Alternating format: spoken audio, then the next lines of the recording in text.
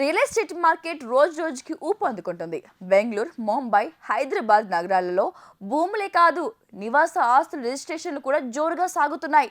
మూసి సుందరీకరణ, మెట్రో విస్తరణ, regional ring road, future city Hyderabad స్థిరాస్తి రంగాన్ని భారీ స్థాయికి తీసుకెళ్లడం ఖాయమని తెలుస్తోంది. ఈ బృహత్తర ప్రాజెక్టులు వచ్చే ఏడాదిలో ప్రారంభమవుతాయి. దీంతో రియల్ ఎస్టేట్ మార్కెట్ మళ్లీ పునర్వైభవం సంతరించుకుంటుంది. ప్రభుత్వ ఆస్తులు, జలాశయాల రక్షణకు హైడ్రా అవసరమే, కానీ దాని కార్యరూపంలోకి తీసుకొచ్చిన తీరు ఎంతటి గందరగోళాన్ని సృష్టించిందో తెలిసిందే. హైడ్రా ప్రభావం ప్రాజెక్టులపై కంటే కస్టమర్ల సెంటిమెంట్పై ఎక్కువ ప్రభావం చూపించడంలో ఎలాంటి సందేహం లేదు. ఇటీవల కాలంలో వరుస ఎన్నికలు, కొత్త ప్రభుత్వ విధానాలు అమలులో జాప్యం జరగడం, అధిక సరఫరా కారణంగా 2024 రియల్ ఎస్టేట్ మార్కెట్ కాస్త నెమ్మదించిన సంగతి తెలిసిందే. ప్రభుత్వం ఏర్పడి ఏడాది కావడంతో ఇప్పుడు సారా వేగంగా అడుగులు వేస్తోంది. ఇప్పటికే మూసి పరివాహకంలోని అక్రమ నిర్మాణాలు, నివాసితులకు పరిహారం అందించడం తదితర అంశాలపై హైకోర్టు నుంచి పూర్తి అడ్డంకులు తొలగాయి. దీంతో మూసి పునర్జీవానికి ప్రభుత్వం ముందడుగులు వేస్తోంది. రెండో దశ మెట్రో విస్తరణ పనులను జనవరి నుంచి ప్రారంభించాలని ప్రభుత్వం నిర్ణయించింది. రీజనల్ రింగ్ రోడ్ నిర్మాణం, 30,000 ఎకరాల్లోని ఫ్యూచర్ సిటీలను ప్రభుత్వం ప్రతిపాదించింది. ఆయా ప్రాజెక్టులతో నగరం మరింత అభివృద్ధి చెందడంతో పాటు కొత్త మార్గాలు, ప్రాంతాలు, రియల్ అవకాశాలు మెరుగుపడుతున్నాయి. పెద్ద ఎత్తున పెట్టుబడులు వస్తాయని అంచనా వేస్తున్నారు.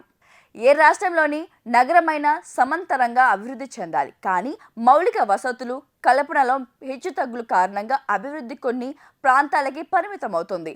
దీంతో హైదరాబాద్లో వెస్ట్, సౌత్ జోన్లో భూముల ధరలు బాగా పెరిగాయి. సామాన్యుడికి అందుబాటులో ధరలు లేవు.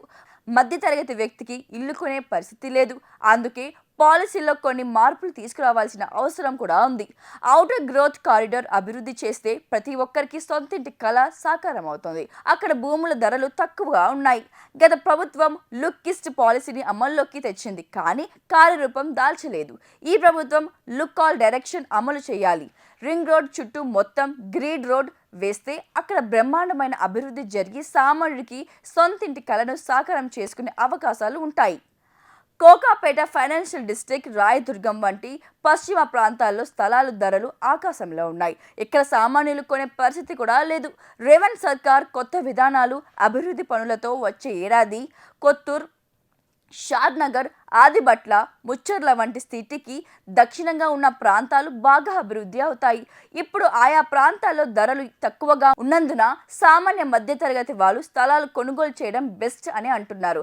వెస్ట్ జోన్లో అపార్ట్మెంట్ కొనే ధరకే చదరపు అడుగులు 7.9 వేలకే సౌత్ జోన్లో విల్లా వస్తుంది. అంతేకాకుండా ఓఆర్ఆర్తో ప్రధాన నగరం నుంచి 30 నుంచి 40 నిమిషాల ప్రయాణ వ్యవధిలోనే దక్షిణాది చేరుకోవచ్చు.